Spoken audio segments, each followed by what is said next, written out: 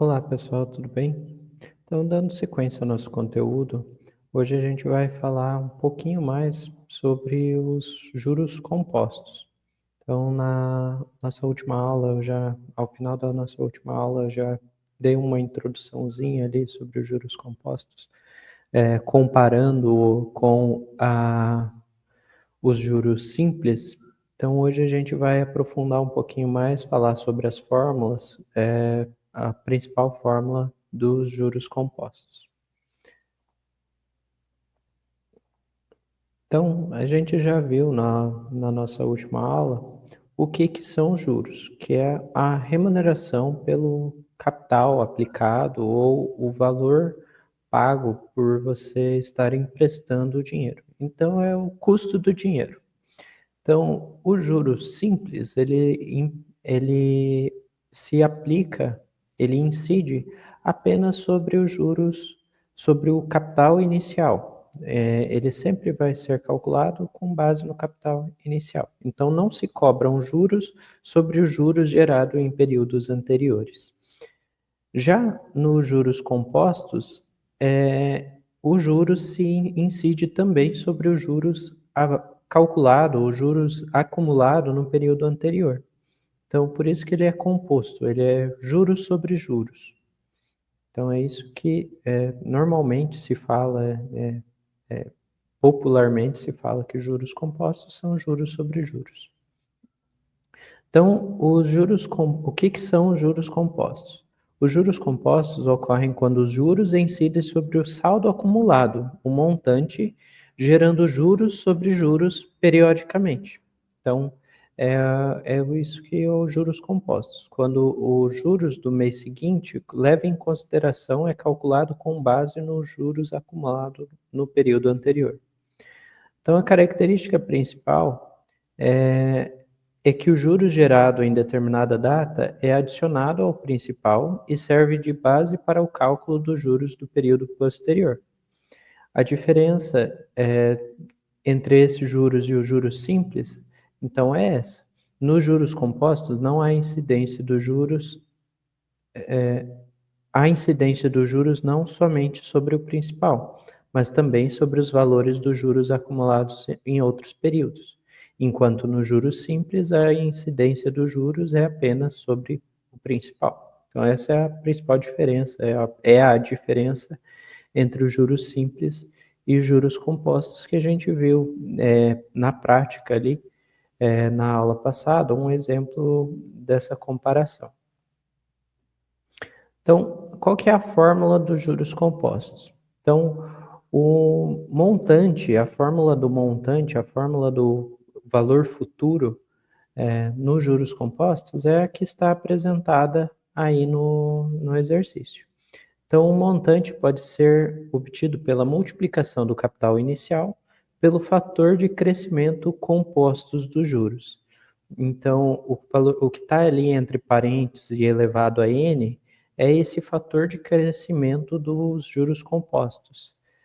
Então, a nomenclatura, os itens ali, as siglas, são as mesmas que a gente já viu na aula passada. O PV é o valor presente, é o valor que eu pego emprestado, por exemplo, ou é o valor que eu aplico em uma aplicação financeira que vai me dar um retorno. O valor futuro é o valor que eu vou pagar no final de um empréstimo, ou é o valor que eu vou ter, o valor que eu vou ter no final de uma aplicação.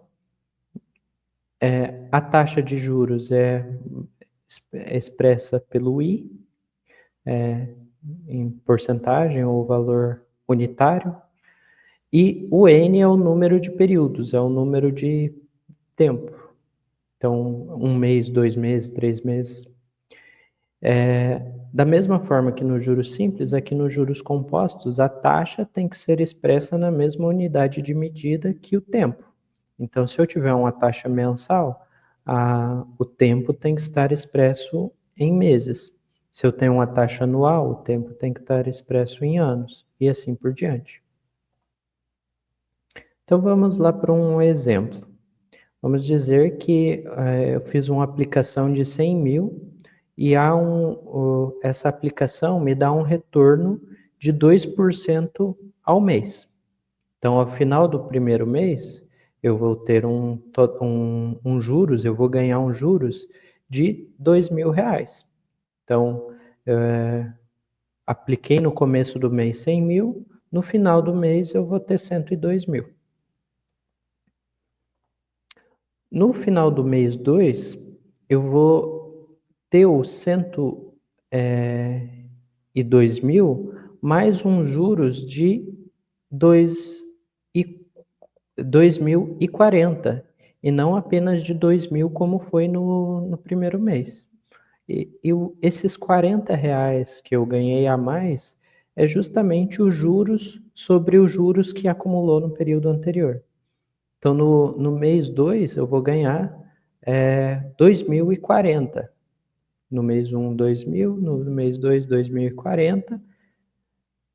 E no mês 3, eu vou ganhar um pouquinho a mais, porque eu vou calcular os juros com base no saldo acumulado no período anterior. Então, se eu pegar o saldo acumulado que eu acumulei aqui no mês 2, de 104.040, e adicionar 2% nele, eu vou ter um total de 106.120,80. Isso tudo eu posso calcular com a fórmula do montante que a gente viu. Então, no mês 3, para mim calcular o montante que eu vou ter ao final do terceiro mês, eu pego os 100 mil que eu apliquei inicialmente, multiplico por 1 mais a taxa, que daí dá 1,02, e elevo a 3. Então, 1,02 elevado a 3, eu faço o exponencial aqui primeiro, depois multiplico por 100 para ter o valor do montante e o valor dos juros que eu vou receber ao final desse período. Então, só reforçando aqui um detalhe no mês 2. Então, ao final do segundo mês, o montante era de 102. Eleva-se para 104,40 ao final do mês. No final do mês 2, o montante de 102 se eleva-se para 104,40. 4 mil representam os juros produzidos pelo principal, de 100 mil, no bimestre, R$ 2.000 de cada. Então, se fosse o juros simples, ao final do segundo mês, eu teria apenas R$ 4.000 de juros, R$ 4.000 de rentabilidade nessa aplicação. Como é juros compostos, eu vou ganhar uns R$ 40 a mais ao final do segundo mês, que são oriundos dos juros ganhos no período anterior. Então, 2% de 2.000 é os R$ 40 que eu ganhei a mais. Então, esse valor de R$ 40 representa o efeito dos juros compostos, ou seja, os juros sobre os juros. Então, a fórmula para mim obter qualquer um desses valores é essa daqui. Então, eu conhecendo 3 desses itens, eu consigo descobrir o quarto por essa fórmula. Então, se eu tiver o valor futuro, eu tiver a taxa, eu tiver o período, eu consigo saber o quanto é o valor presente, o quanto eu apliquei inicialmente para obter aquele retorno lá no final. Se eu tiver o valor presente, eu tiver a taxa, eu tiver o período, ao final eu vou saber o quanto eu vou ter de rentabilidade ao final desse período. E assim por diante. Então, qualquer um dos itens aqui, dos componentes dessa fórmula que estiver faltando, eu consigo descobrir se eu tiver o valor dos demais. Então, a fórmula generalizada é essa. FV igual a PV vezes 1 mais I elevado a N. Para qualquer período, podemos calcular o montante usando o FV, onde 1 mais I elevado a N representa o fator composto do crescimento. Essa fórmula permite calcular o valor futuro de qualquer aplicação, conhecendo o valor presente, a taxa de juros e o número de períodos. E também permite conhecer qualquer um dos outros valores, se eu tiver os demais. Então, se eu não tiver a taxa, eu tiver o período, o valor futuro e o valor presente, eu consigo descobrir qual foi a taxa que incidiu para transformar aquele valor presente no valor futuro. Enfim, eu acho que ficou claro aqui. Mas vamos para um exemplo para a gente entender isso daqui. Então, se uma pessoa desejar obter 200 mil reais dentro de um ano, quanto ela deverá aplicar hoje num fundo que rende 3% ao trimestre? Então, quais que são os dados que a gente pode retirar desse problema? O valor futuro, é o valor que eu quero ter lá na frente, é de 200 mil. Como a minha taxa está em trimestres, eu tenho que contar também o meu período em trimestres. Dentro de um ano, que é o tempo que eu quero esperar para ter esse retorno, tem 4 trimestres. Então, 12 dividido por 3, 4. E a taxa é de 3% ao trimestre. Então, se eu substituir esses valores na minha fórmula, eu vou ter o valor presente que eu preciso aplicar hoje, para daqui a um ano eu ter os 200 reais que eu preciso. Então, eu substituí ali o FV, o valor futuro, por 200 mil, igual a PV, que é o que eu quero descobrir, vezes 1,03, que é 1 mais a taxa, elevado a 4. Então, resolvendo essa equação aqui, a gente chega até o valor do PV de 177.697,41. Se eu aplicar essa fórmula aqui, se eu aplicar esse valor na fórmula e para descobrir o valor futuro, eu vou chegar ao valor de 200 mil. Então, eu faço uma prova real ali do meu cálculo, da minha aplicação. E se ao invés de eu descobrir o valor futuro ou o valor presente, eu precisasse descobrir a taxa? Também é possível. Então, vamos imaginar o seguinte problema: determinar a taxa mensal de juros de uma aplicação de 120 mil, que gera um montante de 130 mil em um final de um semestre. Então, eu quero saber a taxa mensal. Eu apliquei 120 mil e 6 meses depois eu tinha 130.439,50. Qual que é a taxa de juros que gera esse retorno para mim dentro desse período? Então, os dados que eu tenho é o valor presente de 120 mil, o valor futuro de 130.439,50 e o período, o N, é de 6 meses. Então, substituindo esses valores na fórmula, eu vou chegar a um resultado de 0,014 ou 1,4% ao mês. Então, eu fazendo a substituição desses valores, de qualquer um desses valores na fórmula, eu consigo descobrir os demais, certo? Então, os juros compostos são frequentemente chamados de a oitava maravilha do mundo, devido ao seu poder de crescimento exponencial. Quanto maior o tempo de aplicação, mais significativo se torna o efeito sobre os juros. Então, quanto maior o período de aplicação, maior será a diferença entre os juros simples e os juros compostos. Então, a gente pode até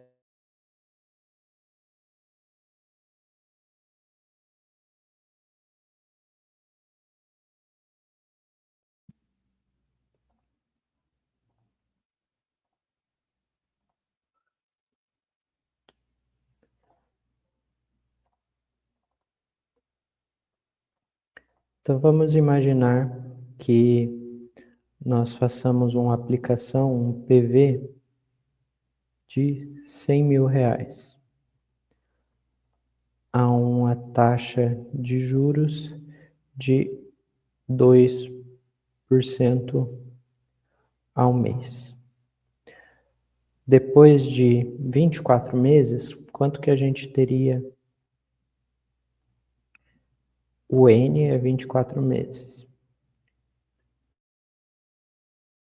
24 meses, quanto que a gente teria pelos juros simples e quanto a gente teria pelos juros compostos? Então vamos começar aqui pelos juros simples. Mês 1, mês 2, mês 24. Pelos juros simples, cada mês vai me gerar R$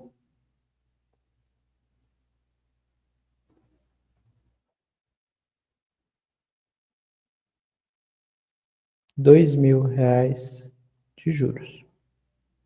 Então, esse mais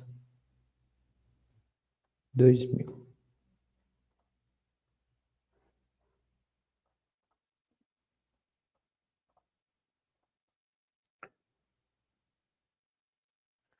Já nos juros compostos,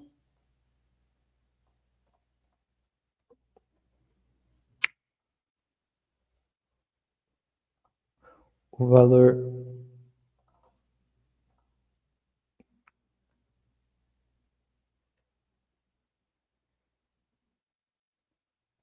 vamos fazer a fórmula aqui dos juros compostos. Então, a fórmula dos juros compostos é o valor presente vezes 1 mais a taxa. Vou travar aqui a taxa elevado ao período.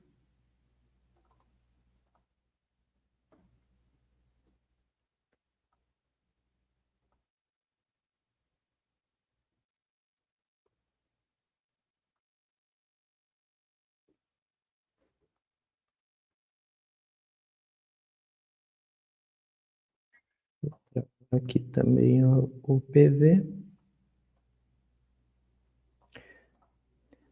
Então, pelos juros simples,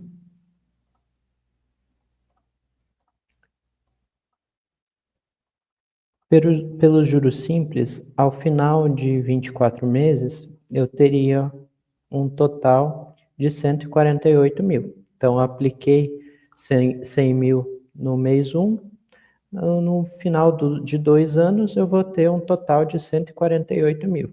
Já pelos juros compostos, ao final de 2 anos, eu vou ter 160.000. E quanto maior for o período, maior será essa diferença, mais distante será essa diferença. Então, se a gente fizer um gráfico comparando esses dois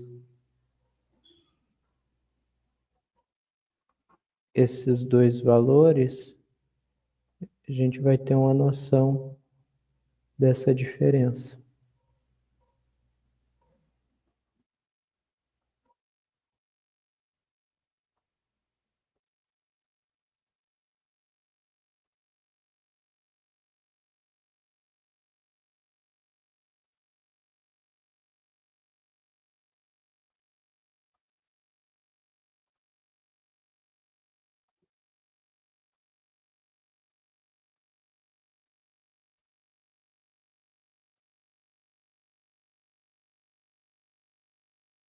Então, aqui a gente consegue visualizar claramente a diferença que os juros compostos gera em uma aplicação. eu tenho um retorno muito maior nos juros compostos do que nos juros simples.